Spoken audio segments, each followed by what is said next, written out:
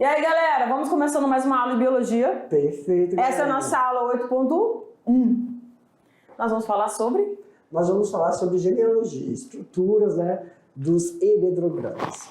Galera, o professor Jefferson gosta muito de falar a respeito da questão do feedback de vocês, né? Ah, verdade. Galerinha, muito obrigado pela participação. Professor presencial aí, ó, sempre estamos aguardando. Faz uma coisa aí, tira uma foto da galera, coloca o nome da escola, o nome de toda a turma e manda pra gente poder dar um oi pra vocês. É isso, a gente vai ficar muito feliz de colocar a fotinha de vocês aqui para vocês estarem participando com a gente, tá bom? Então vamos lá para nossa aula 8.1.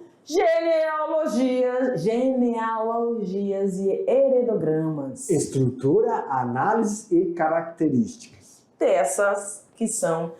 Essa que é uma ferramenta, né? Vamos dizer assim, para que você consiga ilustrar como que eu vou identificar os tipos de herança que nós vimos na aula anterior. Então, olhando um heredograma, eu consigo acompanhar a genealogia, a descendência desses indivíduos. E nem sempre, mas ela vai ajudar na identificação de algumas situações genéticas.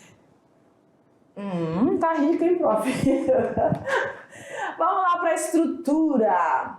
Genealogias e heredogramas. Vamos lá, gente. São representações gráficas da transmissão de genes em uma família. Através delas, podemos estudar diversas características transmitidas ao longo de várias gerações. Ok, então esses heredogramas são o quê? São representações, deixa eu colocar de azulzinho. Representações gráficas, tá? Então eu vou conseguir ver, acompanhar como é que está sendo a transmissão dentro de uma família, né? Aí a gente viu na aula anterior que normalmente cada um desses a gente fala que é uma geração, né? Tudo bem? Então você tem aí o casal 1 e 2 da geração 1. Esse casal tiveram 3 filhos na geração 2, 2 homens e uma menina, tá? Conseguindo identificar aqui, os 2 homens e a menina. Essa menina casou-se novamente e teve 2 filhos, um casal. Tudo bem? Você consegue identificar isso tranquilamente, né? Então vamos lá. A representação dessas características ela é feita através de figuras que obedecem às seguintes legendas. Olha lá. Então nós vamos ter o quadrinho para identificar o sexo masculino, o círculo para identificar o indivíduo de sexo feminino, o losango para identificar o indefinido, sexo indefinido. E aí eu posso também ter o quadrinho e o círculo com um número dentro. Então eu estou identificando o número de filhos daquele sexo. Então eu tenho 4 indivíduos do sexo masculino e 2 indivíduos do sexo feminino. Tudo bem? Aí aqui eu tenho os pintadinhos, que são os afetados ou com a condição genética, tá? Aí nós temos aqui esses que estão pintados parcialmente, são os heterozigotos, muito raramente a gente vai ver isso aqui, né? Mas são os heterozigotos para um caráter autossômico. E só para frisar, às vezes, Tatá, tem algumas edições que o homem e a mulher, elas aparecem pintado uma bola dentro, assim, ó.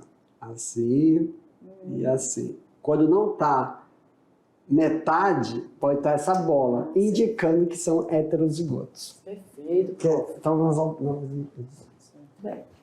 Aí você tem um quadrinho entre colchetes, né? O adotado, o losango com um pezinho identificando uma gravidez. Isso. E aí você tem os casamentos, né? Quando eles têm um tracinho interligando esses indivíduos. Isso. Então, só um traço casamento, pontilhado, o casamento extramarital. Isso. Aí você tem o divórcio. Você tem o acasalamento consanguíneo. O que significa isso, prof?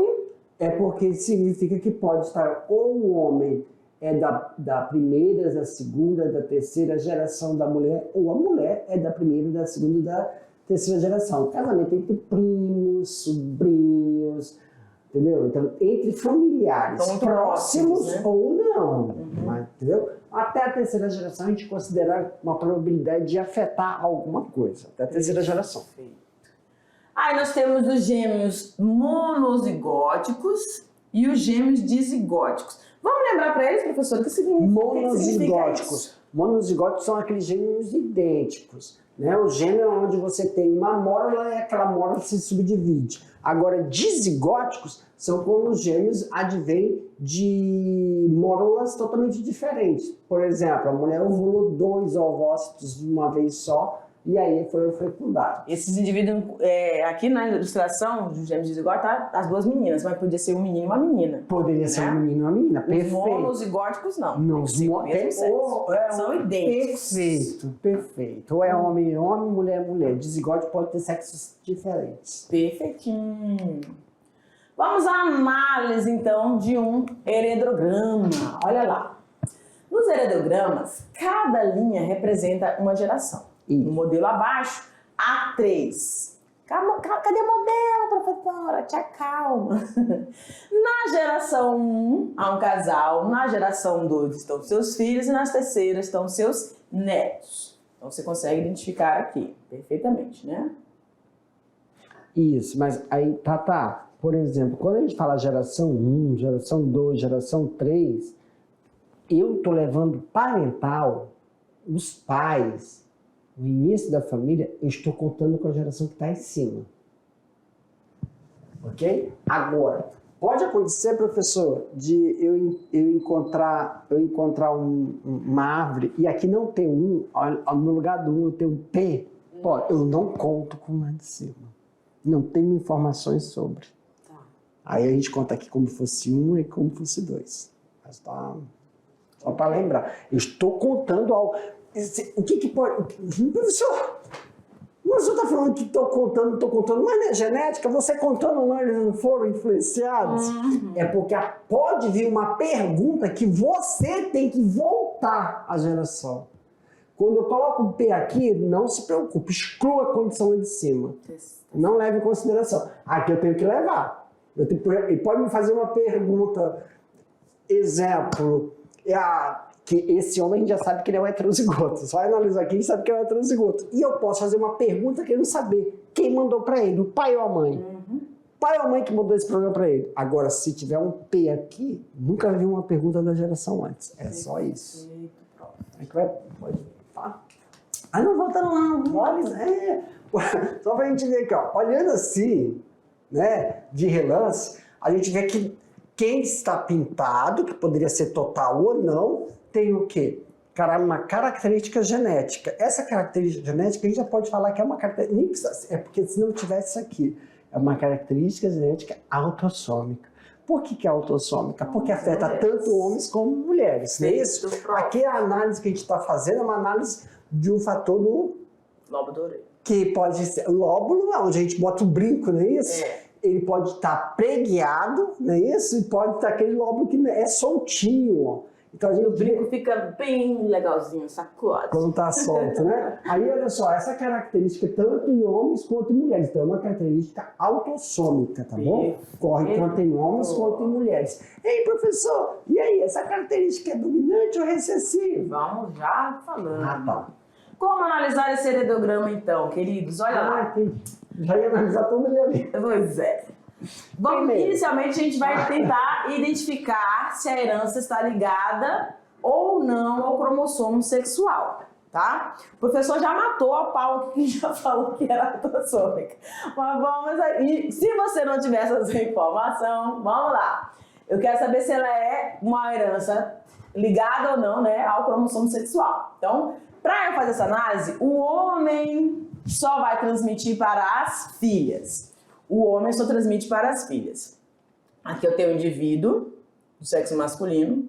O homem só transmite para as filhas? É. E aqui você tem o indivíduo, ó, tanto o homem quanto a mulher estão com essa característica.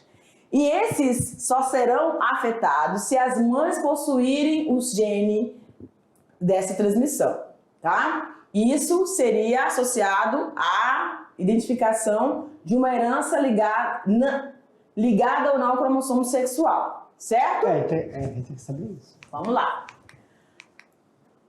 Eu identifiquei que não se trata de uma herança homossexual, Jesus.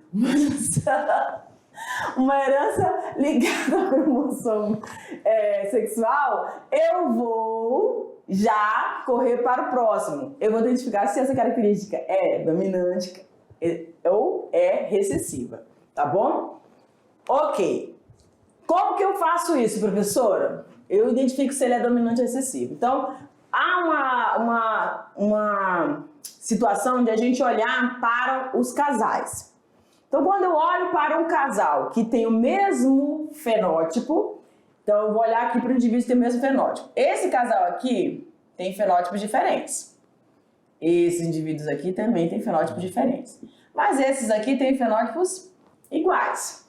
Se esses indivíduos com fenótipos iguais tiverem filhos com os fenótipos diferentes dos dele, eu posso dizer que esses indivíduos, eles são recessivos, tá? E esses indivíduos aqui serão heterozigotos. Cada um herdou.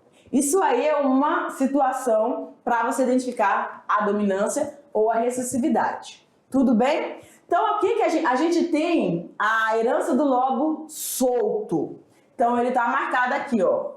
Ele é com a condição. Então a gente sabe que o lobo solto da orelha é uma característica, é uma herança autossômica dominante, tá bom? E o lobo preso, realmente quer dizer, normalmente né?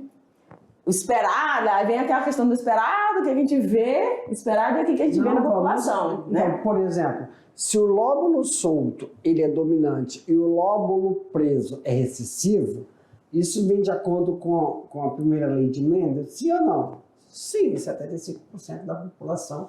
Não, espera-se encontrar 75% lóbulo solto. Quando eu olho para a população, eu encontro mais lóbulo solto ou mais lóbulos presos? Mais lóbulos soltos. Soltos, verdade. E aí eu localizo... Então... Agora, se eu não tivesse... Desculpa, se eu encontrasse isso... Aí não seria o que era esperado. Então significa o quê? Que está tendo cruzamento entre próximos. Uhum. Perfeito. Feito isso, identifiquei que não era uma herança ligada ao cromossomo sexual. Identifiquei quais são os indivíduos dominantes. Se é recessivo ou dominante, eu vou localizar todos os indivíduos homozigotos recessivos. Então, aqui eu vou colocar todos os que estão com o lobo da orelha preso, eles vão ser homozigotos recessivos, tá bom?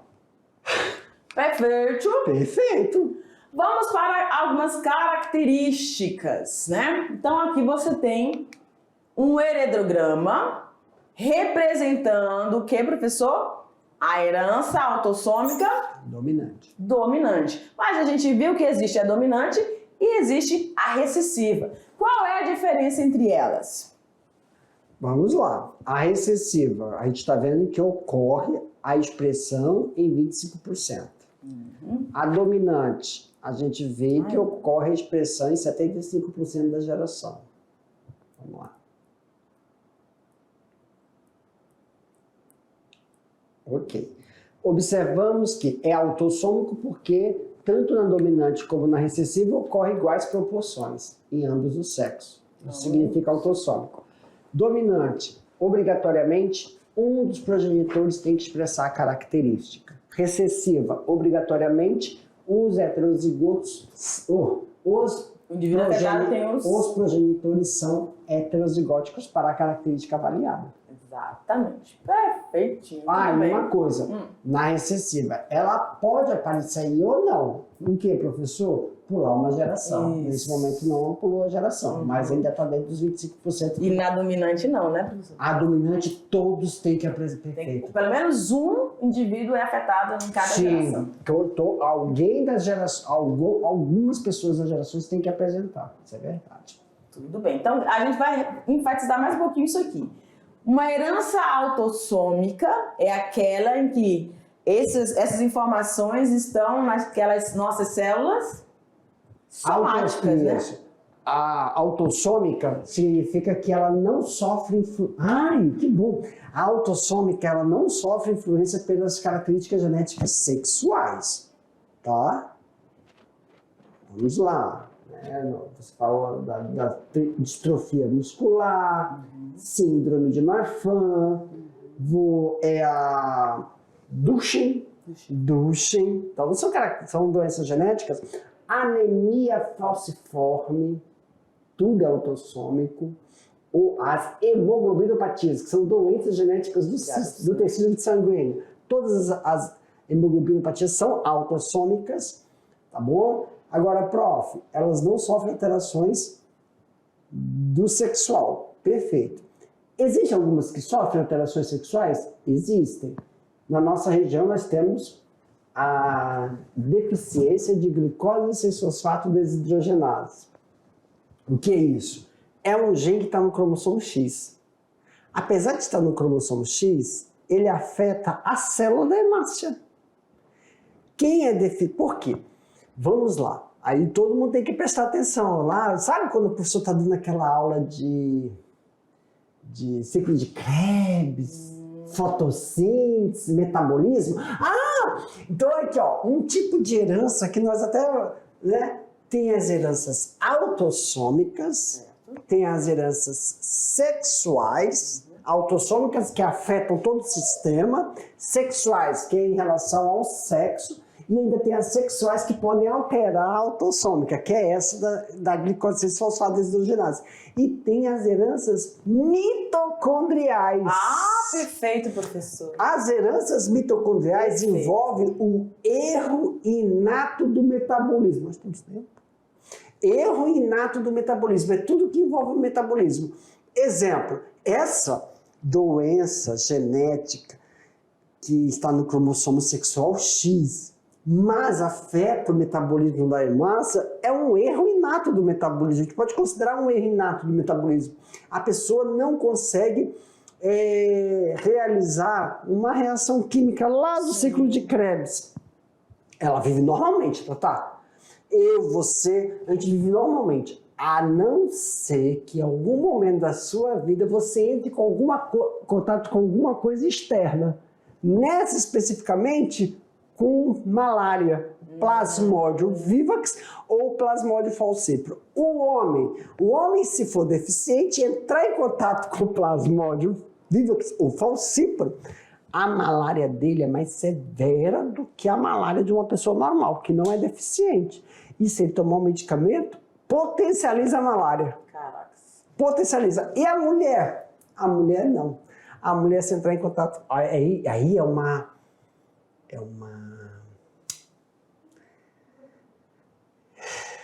Tem um termo para isso. A mulher, ela é protegida. Se ela Olha como é que é um negócio. Todo mundo fala de mutação. Essa mutação para a mulher protege ela. Ela não tem sintomas de malária. A mutação ela não pode ser considerada só mutação, aconteceu erro, aconteceu então, não. as mulheres que são mutadas, elas... na evolução. Então, por exemplo, essas mulheres, se elas forem postas à prova no ambiente, quer dizer, mulheres mutadas não vão sofrer de malária, então elas não vão também se intoxicar com medicamento, elas vão viver normal. Somente os homens são afetados. Então elas são protegidas no processo seletivo. Então a gente chama assim que tem uma pessoa, tem um nome para isso, eu não vou sair daqui enquanto não lembrar esse nome. Uma coisa quando você fala assim, a pessoa tem tolerância, resistência... Predisposição. Não, predisposição é tudo. Tolerância, resistência, então ela tem um termo que chama de condição? Não. ela... Vai, segue que vai vir a aula. Vai. Antes de terminar essa aula... Vai lembrar. Então, que forte, gente. Então, esse tipo de proteção, esse tipo de... é caracterizado como uma doença sexual, um cromossomo X, uma deficiência, que afeta um tecido autossômico, que sempre está envolvido com uma via metabólica, com uma enzima. Então, a maioria dessas deficiências sexuais que afetam algo é protetivo. Protetivo. E por que as mulheres são beneficiadas? Porque ela tem 2X. O homem só tem 1. E esse X do homem não tem relação nenhuma com Y. Não dá nada, não afeta nada. Só contribui para a mulher. Ela é protegida para algumas doenças. E contato com algum tipo de fármaco que tá lá, entrou em contato, não afeta ela. O homem já afeta. A gente chama que a pessoa é alérgica àquele medicamento. Não é que ela é alérgica, aquilo é muito tóxico para ele. Para a mulher, não. Então, realmente, eu estou pensando, analisando alguns casos aqui que eu já vi, realmente acontece. Primaquina e cloroquina, que você não vê mulher passando mal. É porque quem passava mal? Homem. Então, é numa via do metabolismo, onde uma enzima que está mutada não deixa acontecer nada. E ela potencializa o sintoma. Aí que está o negócio, não é que ela não tem reação. Não tem você, mas no homem potencializa se ele tiver uma comorbidade. Que antes da pandemia, a gente falava o quê? Doença pré-existente ou condição genética. Aí virou chique falar comorbidade, uma coisa que ele já trazia com ele. E aí potencializa essa comorbidade, ele vai falar isso. Era essa palavra que você disse. Amém, conseguiu lembrar. Essa palavra. Lembra, gente? Anota aí no cantinho do caderno. Comorbidade. Quando o professor disser assim, aí você fala assim, professor, grita daí, tá? Comorbidade. Muitas coisas, as comorbidades, eu não estou falando que é genética comorbidade, mas são doenças crônicas. Exemplo, comorbidade, que não tem cura, você já traz ela, você é tratado. Doença tem cura, o que não tem cura tem tratamento. Então você tem uma vigília constante, como a diabetes. A leucemia que tem crônica também é aguda. Sim. Só entra no tratamento. Se a pessoa tem algum problema cardíaco, ela nunca vai deixar de ser cardíaca. Ela tem que se vigiar continuamente. Então é um tipo de comorbidade. Asma. Tem pessoas, sim, que têm asma quando são crianças e quando ficam adultas, some. É verdade. Isso. Agora, tem pessoas, não. Quando tem asma, ela está associada a algum defeito no sistema respiratório. E aí ela fica dependente, é crônico da bombinha. Nossa, eu lembrei daquele filme. Bora. Esquece. Vamos lá, gente. A herança sexual ligada ao X, tá bom? Sim, dominante e tem a recessiva. É muito 10 isso aí. Por que é 10? Olha só, na dominante, a gente percebe o quê? Que não vai ter filhos afetados. Por que eu sei que não tem filhos afetados? Porque é o X, pessoal. O problema sempre é o X. Só que o homem, como só tem um X, ele se ferra, ele expressa a característica. Vai sempre expressar, né? A mulher, a mãe aí é portadora. Aí nesse momento, quando a gente usa o termo portador, você está falando de sexo. Heterozigoto, a gente fala autossômico. Portador porque o homem ele expressa a doença. A mãe é portadora. O pai só manda X para a mulher. E aí a mãe que porta mandou, então as meninas expressam. Então, para essa mãe, quando a mulher tem 2X, quando não, ela tem 2X. Quando a mulher tem 2X, um está mutado e vai prejudicar, ela silencia aquele e deixa outro ligado. Olha que coisa. Natureza é excepcional. O homem não tem porquê. Porque o Y dele não afeta o X não afeta o Y. E aí o homem só manda o quê para os meninos? Y. Aí eles estão salvos, mas a mãe mandou o normal. O outro ela silenciou. Então é dominante porque aconteceu com dominância.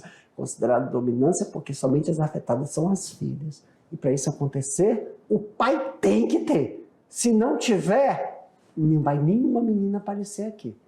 Que aí a gente chama de quê? Recessivo.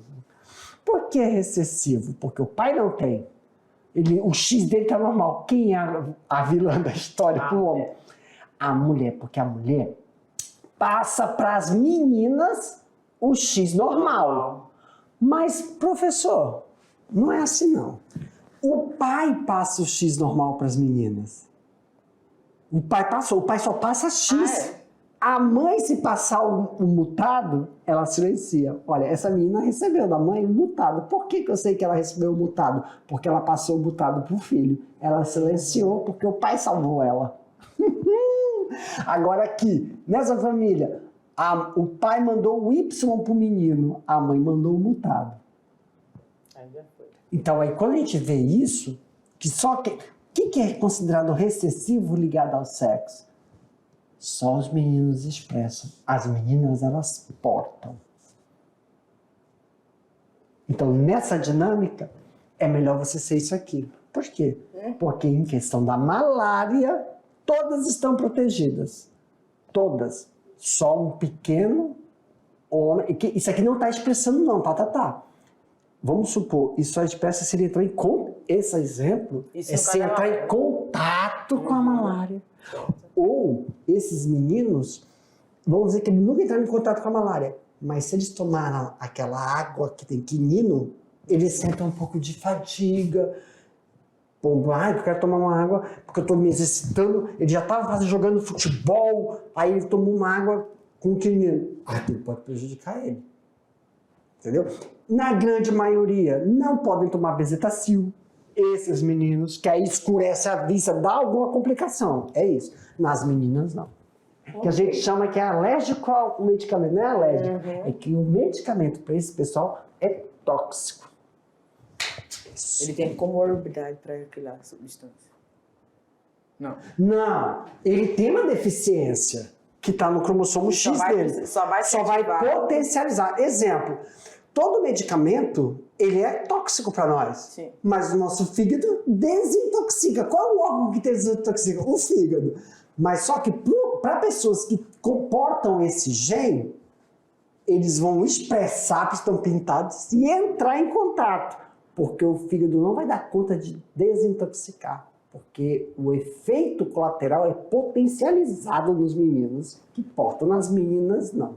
Por isso que esses palavreados, a gente tem, o médico quando fala, a enfermeira fala assim, você tem alergia? Porque é conhecido como alergia, mas não é que é alergia, é que ele tem uma deficiência que é ligada ao X, que vai afetar a ação fisiológica de um determinado órgão, seja o fígado, seja a hemácia, e potencializa. A gente fala que é tóxico, só que na conversa com o paciente, fala o quê?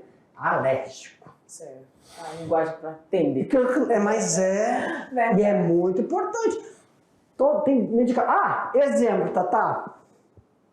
Pessoas que tomam remédio, o médico fala assim, toma esse remédio somente na hora que for dormir ou quando chegar do trabalho. Por quê? Porque ele dá uma certa sonolência, ele dá uma certa, né? Só que tem pessoas que estão falando, não, não senti nada. É porque essa pessoa, aí é o contrário, ela é deficiente ela não sente o efeito colateral. E quem é normal sente o efeito. Por isso que a maioria da população... é muito 10 esse negócio. Olha, agora é o contrário. Quando uma pessoa ela é normal, ela sente o efeito esperado, tá na bula. Os médicos, os farmacêuticos já sabem disso. Você toma um Dramin, você vai sentir, ou você toma um anticongestionante, dá sono na gente. A maioria, 75% da população, porque 75% é o que? Normal. É esperado que se você tomar aquele medicamento, você sinta um efeito colateral esperado, sonolência, lentidão, te deixa um pouco assim, então você toma em determinados horários. Mas tem gente que fala, ixi, eu tomo aquilo feito água. É porque eles são os deficientes. Eles são mais tolerantes ao efeito desse medicamento. Aí é o contrário, que é os 25% que não é esperado. Perfeito, verdade. Tem muito dessa situação mesmo. No nosso A gente chama cotidiano, isso de farmacogenética, que é quando a gente acha que é só o gene. Não, o gene tá lá, ele só vai agir quando tu entra em contato com o meio ambiente. O meio ambiente não é só o sol, não é só a tudo que tem temperatura. no... É molécula. Uma delas são os fármacos. E feijão de porco, feijão fava. Tem gente que não pode comer feijão de porco. Aspirina. Por que falam tanto da aspirina? Cuidado.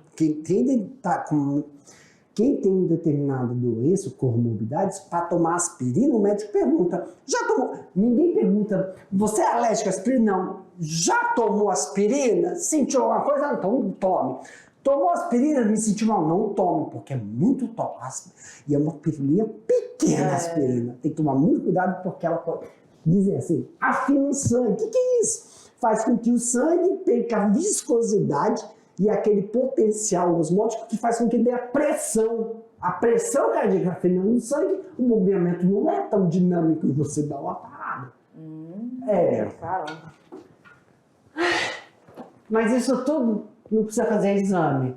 Isso tudo é na anamnese, e quando o paciente não sabe responder, faz a intervenção medicamentosa, o médico fica na boa, bota a enfermeira que é o nosso anjo. Quando ela vê o fenótipo, a sintomatologia, o fenótipo, misericórdia, já troca lá o soro, e já bota o remédio que vai cortar o efeito. É verdade. Que legal, hein, galera? Foi massa. Ó, fala lá na frente, né? Muito bem. Você acompanhou, você viu que eu consigo prender a sua atenção com certeza, né? Galera, então só pra enfatizar aqui, nós temos a herança ligada ao sexo, dominante ou excessivo, então no dominante somente as mulheres vão receber do pai que é afetado esse gene, né? E a mulher vai ser portadora, e no recessivo somente os homens vão ser afetados. Por quê? Porque ela... Quem está mandando aí é o pai, é a mãe que está mandando. É a mãe que está mandando, ela está mandando o mutado, né? Um gene mutado para os meninos. E professor, e para esse menino, por quê? Porque a mãe mandou o gene normal. O gene normal. Tem 50%. Exatamente. O pai mandou o Y e ela mandou o Y. O gene normal. Perfeito. Não, ela só é portadora. Vambora então? Bora. E aí eu... A restrição ao sexo é tranquila, né? O homem tem. Ela é casada com uma mulher normal, vai ter filho, só vai transmitir para isso. Chamados de genes holândricos. Professor, todo mundo fala desse negócio de sexo ligado ao restrito ao sexo, que aí dá aquela da hipertricose auricular. Mas existem determinadas pintas. Não tem, a gente chama de pinta, mancha que dá na pele, uma pinta. Não é um sinal, diferente. Um sinal, uma pinta no rosto, uma pinta na nuca, uma pinta, parece uma coisa mais grossa, uma pinta grande. Isso é restrito ao sexo. Se você não, seu filho tem, todo filho tem que ter, tanto da progenie como dos antepassados. É todo mundo.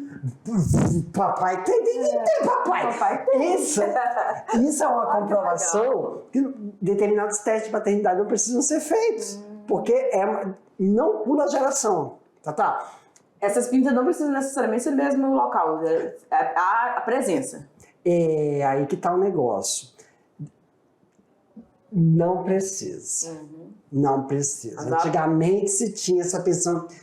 Porque não precisa. A parte pequenininha do cromossomo Y está desaparecendo e por isso está causando um efeito de mudança de local.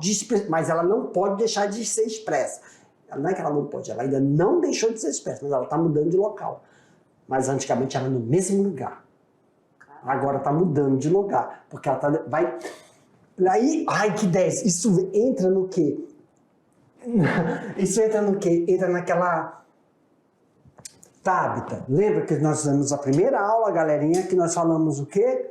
Falamos que existem os introns e os... O que está desaparecendo? Intron e exon, pessoal. Então, essa informação está deixando de ser expressa, exon, está indo para uma região do gene chamada intron. mas ela vai ser transmitida. Nós sabemos hoje que as aves, os bicos das aves eram serrilhados, tinham dentes. Para onde foi essa informação? Para os introns. Então a gente consegue verificar numa determinada sequência gênica que aquele bico antigamente tinha dentes, tinha dentina. Tem regiões intrônicas que falavam assim, as crianças quando nasciam de olho fechado, agora nascem de olho aberto. O abrir olho, nascer de olho fechado e nascer de olho aberto é um fenótipo. Sim. Fenótipo do processo evolutivo. Então essas pintas eram sempre no mesmo local que o pai tinha. O filho está deixando, as progênies estão deixando de colocar no mesmo local, mas a pinta aparece, porque está ocorrendo uma modificação. Nada mais é do que colocar determinadas informações que a gente chama de lixo evolutivo. Mas não exerce influência em nenhum, né? Tá aqui, muito próximo de nós. Qual é o próximo passo evolutivo da humanidade, Tatá? Estruturalmente. Que passo evolutivo mentalmente, a evolução espiritual, ela acontece. Contínua. Essa é contínua, é mais sofrida. É verdade. É o apêndice. Ah, sim. Esse é o próximo passo morfológico, igual da pinta que a gente está falando. Vai nascer indivíduos. Já deve ter nascido. Sério? Mas só que, sabe por quê? Porque assim, Tabita, muitas pessoas, qual é a regra do IML, Tatá? Independente de onde você veio, se você é mendigo, não é mendigo, morador de rua, seja... Você tem que fazer o quê? O exame anatômico, tudo. Não faz, né, Tatá? Não sei, né? Não, sabe não. A realidade eu não tô lá, mas tu acha que vão abrir todo mundo? Não vai abrir todo mundo. Mas um dia, Tatá, vão abrir alguém e vão falar, caramba, não tem mais o apêndice. Aí, já pode ter acontecido? Já pode, Tatá. Essa pessoa pode ter passado desapercebido, mas essa pessoa transmitiu para alguém. Se ela fez filhinho por aí, isso deve estar andando por aí. Então, quando vai ser datado, quando descobrir que sumiu, não é que sumiu, é que, primeira coisa ocorre aqui é uma modificação. Sai, mas aquele não é restrito ao sexo. Certo. Ela vai estar entrando na região, vai indo para a região intrônica. Então, o próximo passo evolutivo é o desaparecimento do apêndice, que não tem mais essa função, mas ela vai fazer isso. Galera, olha aqui. Se você como eu estou assim, ó. Não, isso vai lá, a gente vai estar o pó, só do osso no caixão. Galera, olha só como a genética traz Nossa, e a próxima, galera? E as próximas aulas? Que a gente vai começar a falar sobre evolução, que está muito ligado com o ecossistema, processo evolutivo de ecossistema. E a genética vai estar presente porque, por causa das mutações. Gente, se não tivesse mutação, tá demais. Mutação, uma coisa que a gente já vai preparando aqui vocês. Mutação é uma coisa maravilhosa. Às vezes pode acontecer de provocar aberrações, mas ela é necessária. É muito 10. É muito 10. Apesar que a gente tem que colocar aqui, que já para desmistificar na próxima aula, para dar um gostinho para vocês. É muito raro ver uma mutação. Tudo que a gente vê agora é polimorfismo. Então a gente consegue saber onde ela iniciou. É igual quando veio o Covid, o marco zero. O infectado. Uma coisa é ele, outra coisa somos nós que pegamos dele, porque não tem desse, é mais difícil fazer vacina. É para poder acabar, exterminar, tinha que ser do zero. E aí a mutação é a mesma coisa. E como a gente não pode mais voltar atrás, por exemplo, qual é o mutante, qual a galinha que deixou de ter dentes serrilhados e passou a ser bico? A gente não consegue mais achar, mas a gente consegue saber onde está no cromossomo, a região para onde ela foi. Isso sim. Fantástico. Ficou interessado, querido? Só acompanhe as aulas, tá bom? Nós vamos dar continuidade ao assunto, porque a nossa unidade de 3 está recheada desse assunto, principalmente que envolve todo o ecossistema. E estamos esperando a fotinho de vocês aí com a galera toda. Já a gente retorna para o tal de batidão. Bate-bola, jogo rápido, correção das atividades e também a revisão do assunto abordado. Tchau! Beijo!